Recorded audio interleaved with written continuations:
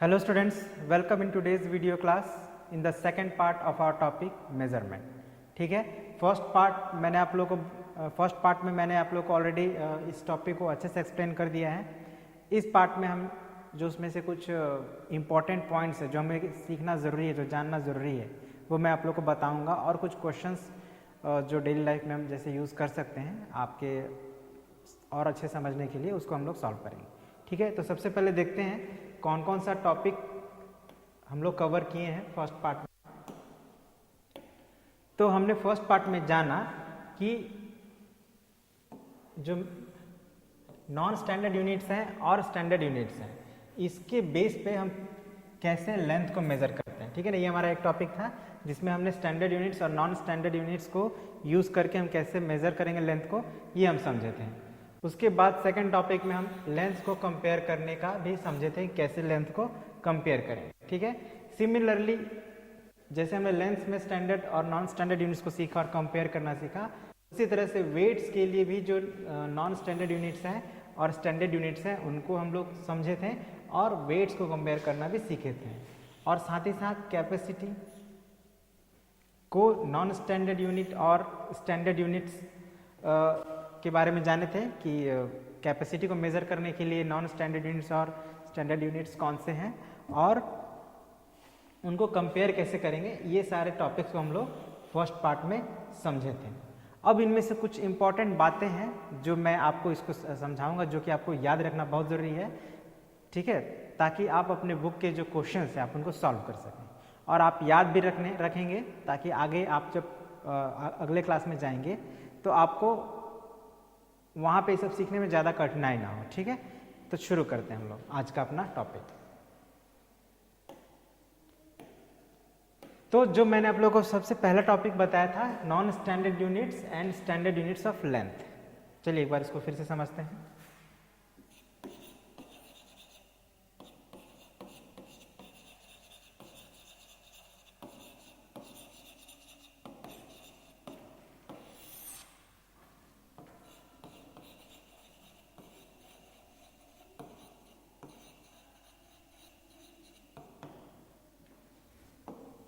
देखिए, नाम से ही पता चल रहा है नॉन स्टैंडर्ड यूनिट्स मतलब जो स्टैंडर्ड नहीं है। स्टैंडर्ड नहीं मतलब उसको हम हर जगह अप्लाई नहीं कर सकते, हर जगह उसका इस्तेमाल नहीं कर सकते, वैसे यूनिट्स। और स्टैंडर्ड यूनिट्स क्या है, जो स्टैंडर्ड है मतलब उनको हम कहीं भी यूज़ कर सकते हैं और कहीं भी यूज़ करने से हमारा रिजल्ट जो होगा वो एग्जैक्टली हर बार सेम होगा, बस यही डिफरेंस है। अब नॉन स्टैंडर्ड यूनिट्स में कौन कौन से थे एक बार हम लोग थोड़ा देख लेते हैं। जैसे पहला था hand span,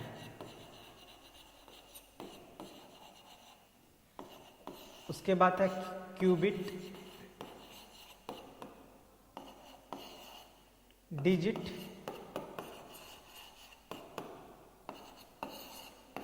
pace, foot span and ईटीज। इसके अलावे भी होते हैं लेकिन हम लोग मुख्यतः भी 5 की ही बात कर रहे हैं। हैंड स्पैन क्या था, तो जैसे ये हमारा हैंड है, इसको मैंने पूरा स्ट्रेच कर लिया, पूरा फैला दिया, तो ये जो हमारा थंब का एंड पॉइंट है और लिटिल फिंगर का एंड पॉइंट है, इसके बीच का जो डिस्टेंस है वही हम लोग का हैंड स्पैन होता है। ठीक है, मतलब अगर हम किसी चीज़ को मेज़र करें, जैसे ये इसी को मेज़र कर रहे थे, ये ऑलमोस्ट 1 हैंड स्पैन से थोड़ा सा छोटा है। ठीक है, तो ये हो गया एक मतलब non standard unit of length. उसी तरह से क्यूबिट, क्यूबिट क्या होता था, तो जैसे ये हमारा एल्बो है, एल्बो का पॉइंट और ये हमारा जो एंड पॉइंट है फिंगर का, जो सबसे मिडिल फिंगर है उसका एंड पॉइंट, तो इसके बीच का जो डिस्टेंस है उसको हम लोग कहते थे क्यूबिट कहते थे। इसका यूज़ हम लोग करते हैं जनरली कुछ छोटा मोटा सामान, जैसे ये टेबल है, टेबल का लेंथ नापने के लिए हम लोग यूज़ कर सकते हैं। ये हमारा बोर्ड है, इसको मेज़र करने के लिए ऐसे कर सकते हैं, जैसे 1 2 3 3.5 क्यूबिट। तो ये टेम्प्रेरी बेस पे मैंने बताया था कि इसको हम लोग छोटा मोटा कामों के लिए जिसका टेम्प्रेरी यूज़ है हम लोग ऐसे यूनिट्स को यूज़ करते हैं। सिमिलरली फिर डिजिट क्या है, तो डिजिट को हम लोग फिंगर विड्थ भी कहते हैं, ध्यान दीजिएगा।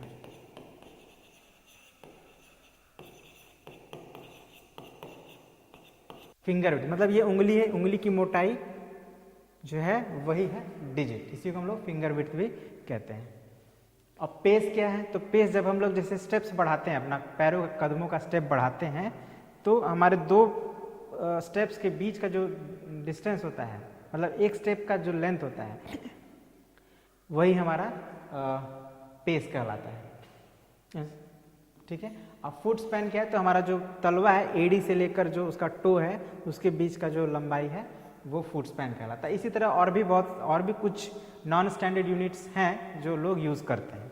ठीक है ना। जैसा कि मैंने बताया कि ये स्टैंडर्ड नहीं है, इसका जो भी लेंथ होगा वो अलग अलग व्यक्ति के लिए अलग अलग होता है, इसीलिए इसको हम लोग बहुत ही टेम्प्रेरी या काम चलाने के पर्पज़ से ही बस यूज़ करते हैं। ठीक है ना। इसका यूज़ करके हम, जैसे अगर आप कोई चीज़ खरीद रहे हैं, बेच रहे हैं या कोई बिजनेस कर रहे हैं, तो आप इन नॉन स्टैंडर्ड यूनिट्स का यूज़ करके नहीं कर सकते हैं। ठीक है ना। वहाँ पे या तो आपको बहुत फ़ायदा हो जाएगा या फिर बहुत आपको नुकसान हो जाएगा, क्योंकि उसका कोई फिक्स लेंथ नहीं होता है। अब आया स्टैंडर्ड यूनिट्स। तो स्टैंडर्ड यूनिट्स क्या है? तो स्टैंडर्ड यूनिट्स वो होते हैं जो सभी के लिए एकदम इक्वल हो, है ना। या तो मैं उससे मेज़र करूं या आप करें, दोनों ही कंडीशन में जो लेंथ है वो एकदम एग्जैक्टली सेम आए, तो उसी को हम लोग वैसे यूनिट्स को स्टैंडर्ड यूनिट्स कहते हैं। और उसमें एक एग्जाम्पल है हमारा मीटर। ठीक है। मीटर जो है वो स्टैंडर्ड यूनिट है। अब मीटर में ही कई तरह के मीटर होते हैं, जैसे सेंटीमीटर, किलोमीटर, और भी होते हैं, लेकिन हम लोग मुख्यतः अभी सेंटीमीटर, मीटर और किलोमीटर की ही बात करेंगे। ठीक है ना। तो कब सेंटीमीटर यूज़ करेंगे, कब मीटर यूज़ करेंगे, कब किलोमीटर यूज़ करेंगे, तो इस पर एक बार चर्चा कर लेते हैं। तो जो छोटे छोटे ऑब्जेक्ट्स होते हैं उनका अगर लंबाई हम लोग को मेजर करना है, जैसे आपने देखा होगा आपका ज्योमेट्री बॉक्स में एक रूलर होता है इस तरह से, पिछली बार भी मैंने आप लोग को दिखाया था, इस तरह से रूलर होता है। और ये रूलर से आप लोग क्या करते हैं, अपने पेज में लाइन ड्रॉ करते हैं, और साथ ही साथ अगर आपने पेज में कोई लाइन ड्रॉ किया है तो उसका लेंथ भी मेजर कर सकते हैं। इस रूलर के मदद से आप अपने पेंसिल का लेंथ मेजर कर सकते हैं, शार्पनर का लेंथ मेजर कर सकते हैं, इरेजर का लेंथ मेजर कर सकते हैं, यहाँ तक कि ज्योमेट्री बॉक्स या बुक का भी लेंथ मेजर कर सकते हैं। जो छोटे मोटे ऑब्जेक्ट्स हैं जो आप अपने बैग में रख सकते हैं आसानी से, उसको आप मेजर कर सकते हैं। यहाँ तक कि आप जिस टेबल पर बैठते हैं उसको भी आप सेंटीमीटर में मेजर कर सकते हैं। लेकिन अगर सपोज करिए आपको अपने रूम की लंबाई मेजर करनी हो, जिस रूम में आप पढ़ रहे हैं या आप जिस रूम में रहते हैं अपने घर पे, उसका अगर लंबाई आपको मेजर करना हो, तो उस कंडीशन में ये जो है रूलर, उससे आपको थोड़ा प्रॉब्लम होगा मेजर करने में, है ना। तो उस कंडीशन में आप रूलर नहीं यूज़ करें, कोई दूसरा चीज़ यूज़ करेंगे। और यूनिट भी आप सेंटीमीटर के बदले कौन सा यूनिट यूज़ करेंगे, तो मीटर आप यूज़ कर सकते हैं। ओके, तो इसको हम लोग हटा देते हैं, आप समझ गए होंगे। तो मैंने क्या कहा कि जैसे आप अपने रूम की लेंथ मेज़र कर रहे हैं या आप जिस क्लासरूम में बैठते हैं उसका लेंथ मेज़र करना हो, तो उस कंडीशन में सेंटीमीटर जो है वो थोड़ा टीडियस हो जाएगा, मतलब बहुत ज़्यादा समय लगेगा। अगर आप अपने लगे रूलर से नापने तो आप नापते रह जाएंगे, बहुत समय लग जाएगा। लेकिन अगर आप उसके बदले में कोई मीटर यूज़ करते हैं, है ना, कोई टेप ले ली, मीटर टेप या मीटर रॉड, या और भी बहुत सारा ऑप्शन होता है, जैसे फीता होता है एक बड़ा सा जिससे लोग नापते हैं, आपने देखा भी होगा, तो उस कंडीशन मीटर सूटेबल है। आसानी से आप कमरे का जो लंबाई है वो मीटर से मेज़र कर सकते हैं। लेकिन किलोमीटर कब यूज़ करेंगे, तो किलोमीटर हम लोग यूज़ करते हैं जब आपको कोई लॉन्ग डिस्टेंस हो। सपोज कीजिए आपके घर से मेरे घर का डिस्टेंस, ठीक है ना, या एक गांव से दूसरे गांव के बीच का डिस्टेंस, लॉन्ग डिस्टेंस। अगर गांव एकदम पास पास ना हो तो अगल बगल में हो तो वहाँ मीटर में काम चल जाता है, 100 मीटर, 200 मीटर, 300 मीटर या 500 मीटर का डिस्टेंस है। लेकिन अगर उससे भी ज़्यादा दूर दूर कोई गांव हो तो उस कंडीशन में हम लोग को किलोमीटर ही यूज़ करना है। या एक शहर से दूसरे शहर के बीच की अगर लेंथ हमको निकालना हो, मेज़र करना हो, तो उसके लिए हम लोग किलोमीटर यूज़ करते हैं। इवन एक कंट्री से दूसरे कंट्री के बीच का डिस्टेंस भी हम लोग किलोमीटर में ही मेज़र कर लेते हैं, ठीक है ना। मतलब बहुत बड़ा बड़ा डिस्टेंस मेज़र करना हो तो किलोमीटर यूज़ करेंगे, ठीक है। तो इसमें आपको याद रखना है कि स्टैंडर्ड यूनिट हमारा मीटर है, और ये जो है वो मीटर के ही कुछ मीटर से ही रिलेटेड है, ठीक है। तो ये भी स्टैंडर्ड यूनिट ही है। अब हम लोग वेट के लिए कुछ स्टैंडर्ड और नॉन स्टैंडर्ड यूनिट्स को समझते हैं।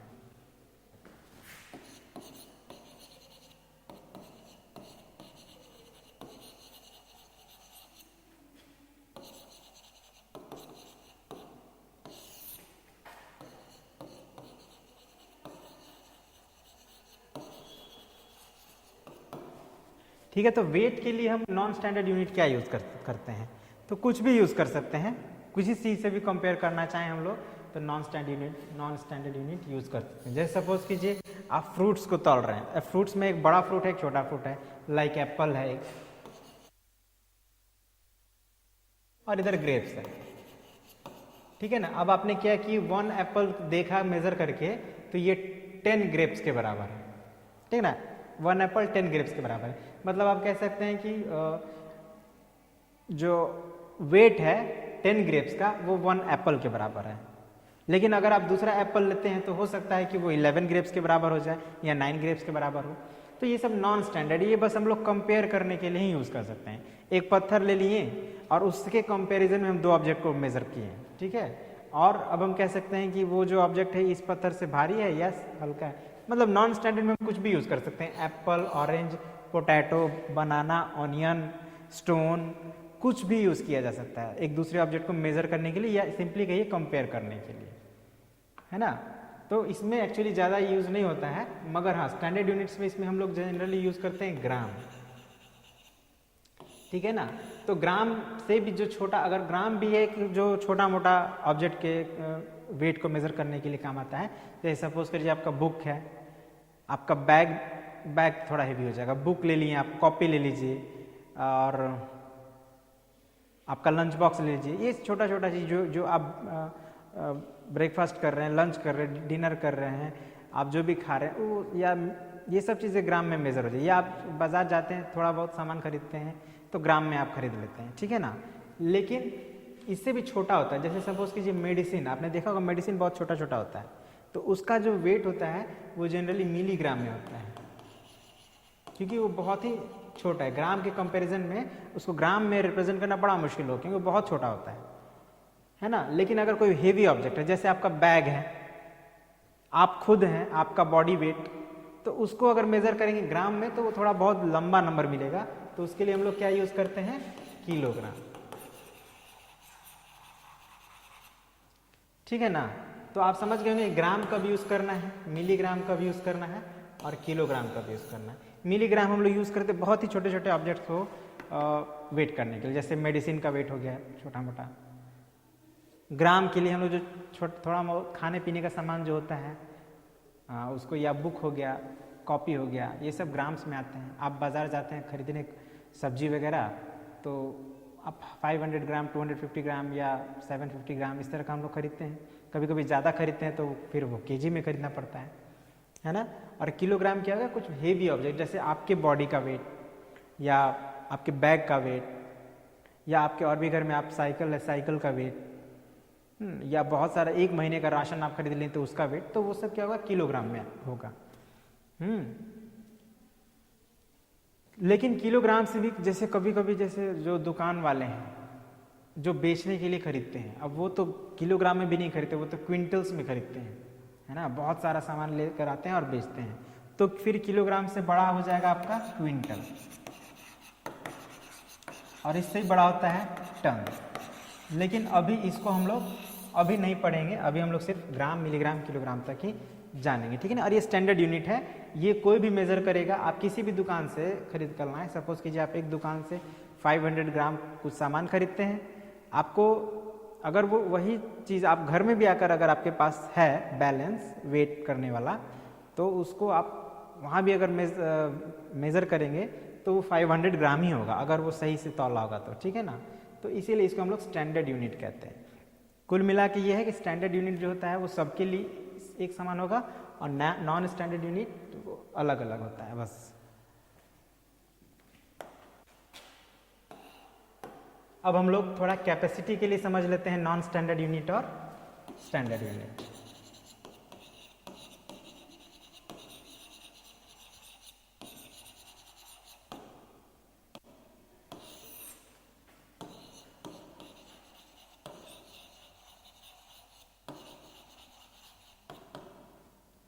अब नॉन स्टैंडर्ड यूनिट और स्टैंडर्ड यूनिट तो जो है वही रहेगा, लेकिन जब बात कैपेसिटी की होगी तो कैपेसिटी में हम लोग क्या यूज़ करेंगे।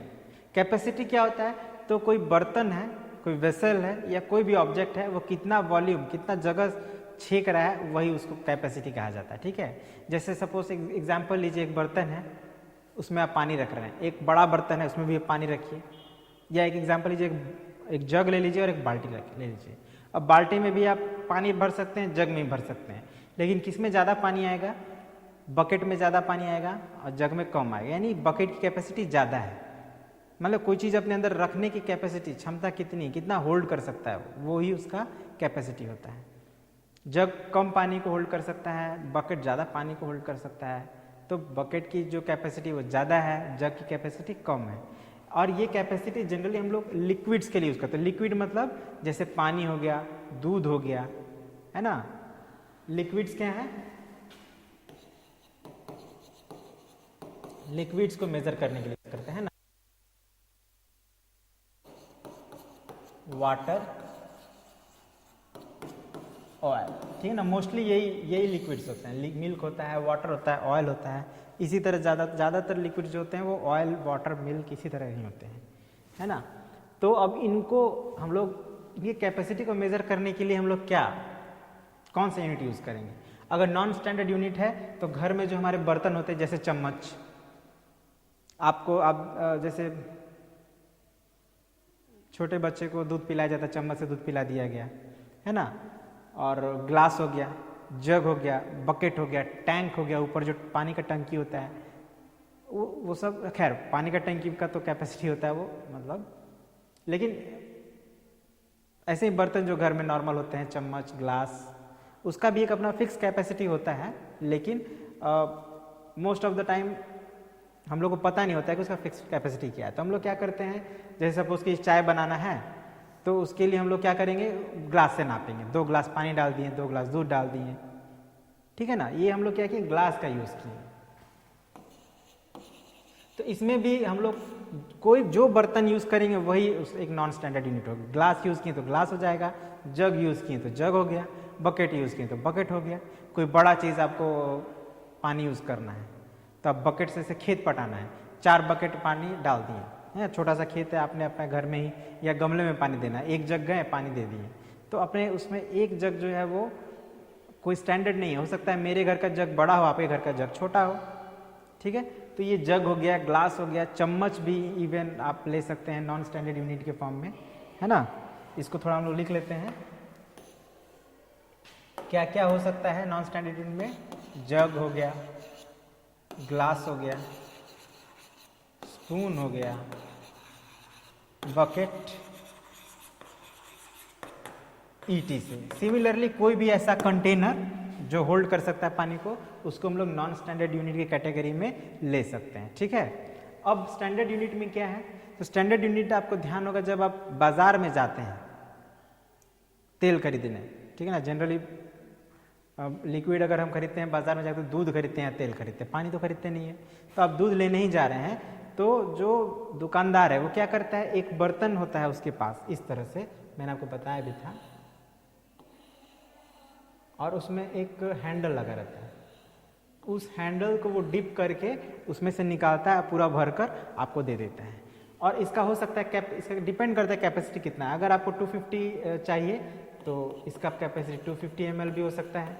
इसी तरह कंटेनर होगा, थोड़ा बड़ा होगा तो उसका कैपेसिटी 500 ml होगा,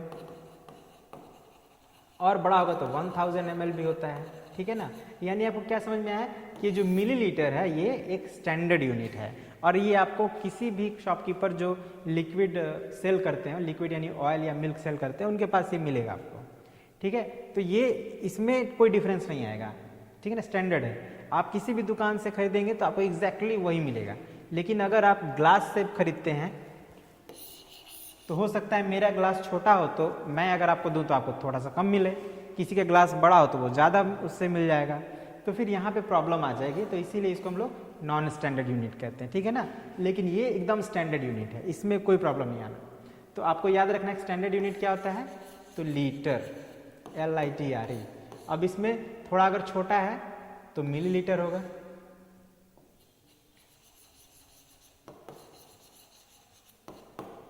जनरली हम लोग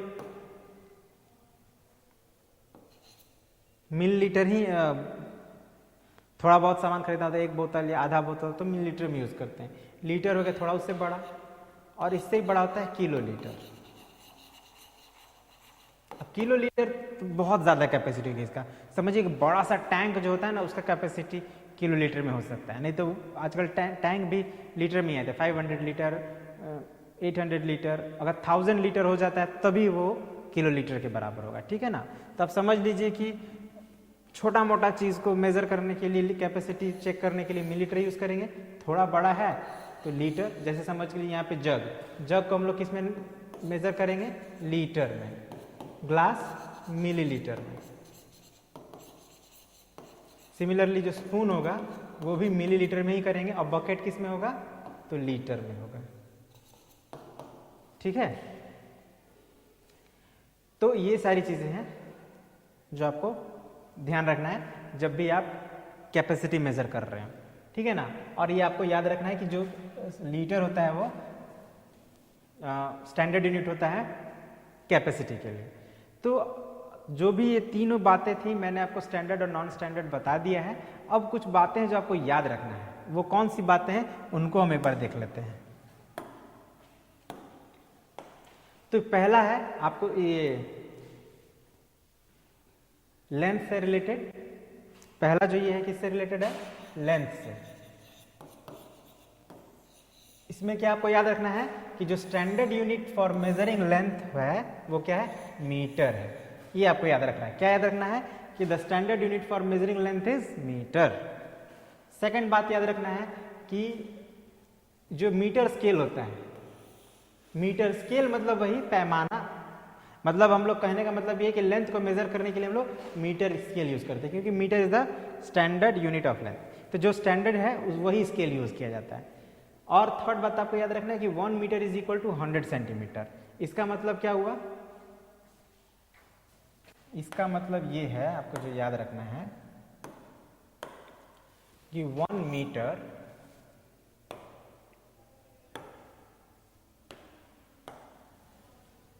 ये याद रखना है आपको, ठीक है ना। 1 metre is equal to 100 centimetre. अच्छा, एक बात और आपको मैं बता दूं कि मीटर ऐसे भी अगर आप लिखते हैं तो गलत नहीं है, ठीक है ना। दोनों ही स्पेलिंग करेक्ट है, ये भी करेक्ट है, ये भी करेक्ट है। और यही आपको याद रखना है कि 1 metre is equal to 100 centimetre, ठीक है। अब नेक्स्ट ये जो आपको पॉइंट्स है रिमेंबर करने वाला, ये रिलेटेड टू योर वेट है।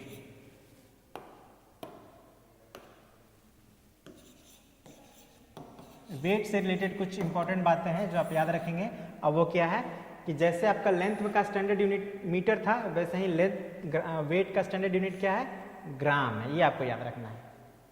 और किसी चीज का वेट मेजर करने के लिए हम क्या यूज करते हैं? Weighing balance. ये बहुत अच्छा चीज है, आपको याद रखना है। वेइंग बैलेंस, बैलेंस बोला जाता है, तराजू जो हम लोग बोलते हैं हिंदी में, उसको इंग्लिश में वेइंग बैलेंस कहते हैं, ठीक है ना। और वेइंग बैलेंस यूज करके ही हम लोग किसी ऑब्जेक्ट का, किसी भी ऑब्जेक्ट का वेट मेजर करते हैं, ठीक है। और एक थर्ड बात आपको याद रखना है कि milligram is a smaller unit than gram. Milligram क्या है? ग्राम से स्मॉलर यूनिट है। अच्छा, एक चीज इसमें और आपको ऐड कर देते हैं हम कि किलोग्राम जो है वो kilogram is a larger unit than gram. मतलब कि मिलीग्राम जो है वो ग्राम से छोटा है और किलोग्राम ग्राम से बड़ा है। ये फोर्थ पॉइंट है। और उसके बाद साथ आपको याद रखना है कि 1 gram is equal to 1000 milligram. Milligram के लिए शॉर्ट में mg लिख दे रहे हैं, और 1 kg मतलब किलोग्राम इज इक्वल टू 1000 ग्राम। ये बात आपको याद रखना है, ठीक है ना। यहाँ पे g लिखने का मतलब ग्राम है, ठीक है ना। ये शॉर्ट में सिर्फ g लिखा हो तो आप ग्राम समझेंगे। और केजी लिखा हो तो किलोग्राम समझेंगे और एमजी लिखा हो तो मिलीग्राम समझेंगे। ये चारों बातें आपको याद रखनी है जो कि वेट से रिलेटेड है। अब आगे ये आपका कैपेसिटी से रिलेटेड जो इंपॉर्टेंट बात आपको याद रखनी है, ध्यान दीजिएगा। ये भी वही है, स्टैंडर्ड यूनिट इसका लीटर है, ये याद रखना है। What is the standard unit of capacity? तो the standard unit of capacity is litre. और उसके बाद इसमें लीटर्स और मिलीलीटर ज़्यादातर यूज होते हैं, ठीक है ना। मिलीलीटर और लीटर ज़्यादातर यही दो यूनिट यूज होते हैं, ठीक है ना। लीटर एंड मिलीलीटर ज़्यादातर यूज होते हैं कैपेसिटी को मेजर करने के लिए। और 1 लीटर जो होता है 1000 मिलीलीटर के बराबर होता है। मतलब जो यहाँ पे लिख देते हैं, ये याद रखिएगा आप। 1 लीटर, लीटर के लिए हम लोग L लिखेंगे। 1 litre is equal to 1000 ml। ml means millilitre. Millilitre का स्पेलिंग आप देख लीजिएगा, अभी पहले स्लाइड्स में लिखा हुआ है। और एक बात याद रखिएगा, 1 kilo litre, KL means kilo litre is equal to 1000 litre होता है, ठीक है। तो ये दो बातें आपके कैपेसिटी से रिलेटेड हैं, जो आप याद रखेंगे तो बहुत अच्छा रहेगा। अब कुछ क्वेश्चंस हैं जो आपके बुक में दिए हैं, उसी के बेस पे मैं आपको एक्सप्लेन कर दे रहा हूँ। आप समझ, मतलब इसमें करना क्या है हम लोग को, देखिए। Measure the objects with the ruler. Ruler समझ रहे हैं ना, रूलर मैंने भी आप लोग को दिखाया था, फिर से मैं दिखा दे रहा हूँ। और अपना आंसर लिखना है इन द ब्लैंक्स। जैसे सपोज कीजिए ये एक पेंसिल है, इस तरह का पेंसिल बना हुआ है। अब आपको क्या करना है,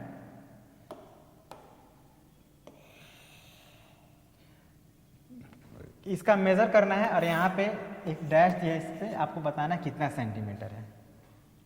सेकंड में एक स्पून है इस तरह से, ठीक है। ये स्पून को भी मेजर करना है।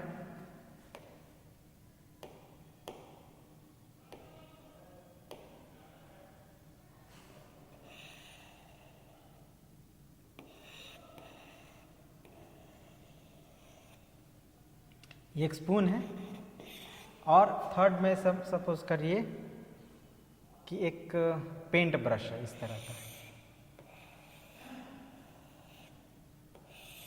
इस तरह का शेप का कोई पेंट ब्रश है। तो आपको इसका रूलर से मेज़र करके इसका लिख देना है यहाँ पे। अब यहाँ पे मैं आपको एक रूलर दिखा रहा हूँ। जैसे सपोज कीजिए ये रूलर है, आपको अपने ज्योमेट्री बॉक्स से रूलर निकालना है और इसके एक एंड पॉइंट पे 0 होना चाहिए और दूसरा एंड पॉइंट जहाँ पे, जैसे यहाँ पे देखिए 11 पे डिनोट कर रहा है ना। कहाँ पे डिनोट कर रहा है? ये 11 पे डिनोट कर रहा है। तो हम यहाँ पे क्या भर देंगे? 11। फिर क्या करेंगे हम लोग, अब इसी तरह से इस सेकंड वाले के पास ला जाएंगे। सेकंड के एक एंड पॉइंट को 0 पर देख रहे हैं ना, ये 0 पर है और ये वाला जो लास्ट में है ये 9 के आसपास है, ठीक है। 9 से थोड़ा ज़्यादा है लेकिन हम लोग इसको 9 ही अभी मानते हैं। तो आपका जो आएगा वही लिख देना है। मेरा यहाँ 9.5 है, मैं 9.5 लिख रहा हूँ।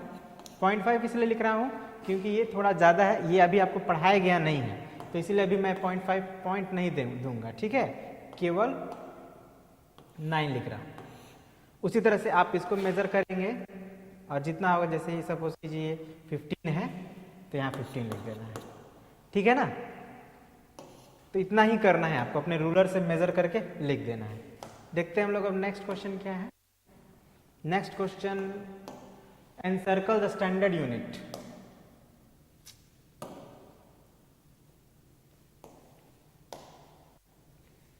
Encircle the standard unit used to measure the capacity of the following, है ना। एक सपोज कीजिए यहाँ पे ग्लास है इस तरह से,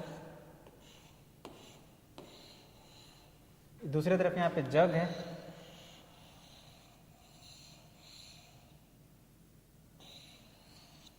और यहाँ पे एक बकेट है, बड़ा वाला बकेट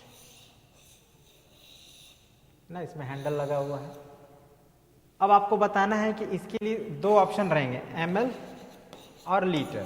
सिमिलरली यहाँ भी ऑप्शन है ml और लीटर, और यहाँ भी ऑप्शन है ml एंड लीटर।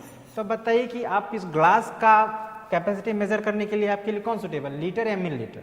ऑब्वियसली मैंने इसे बताया था मिली लीटर छोटे छोटे ऑब्जेक्ट्स का कैपेसिटी मेजर करने के लिए यूज करते हैं, तो यहाँ पे हम लोग ml को सर्कल कर लेंगे। सिमिलरली ये जग थोड़ा बड़ा है, इसके लिए सुटेबल क्या है, लीटर, मैंने अभी बताया था। तो और ये मैं आपके लिए छोड़ दे रहा हूँ, इसको आप सर्कल कर लेंगे, ठीक है। अब एक आखिरी question, which is better estimate for the capacity of shampoo बोतल। शैम्पू बोतल आपने देखा है छोटा सा होता है, एकदम इतना छोटा सा होता है। अब शैम्पू बोतल के लिए कौन सा बढ़िया रहेगा, लीटर या मिलीलीटर? आपको आंसर देना है लीटर या फिर मिलीलीटर में। अब मैं आपको आंसर नहीं दे रहा हूं, आपको बस इसी में से जो करेक्ट है वो आंसर लिख देना आपके अकॉर्डिंग, ठीक है। मिलीलीटर, थोड़ा स्पेलिंग गलत हो गया,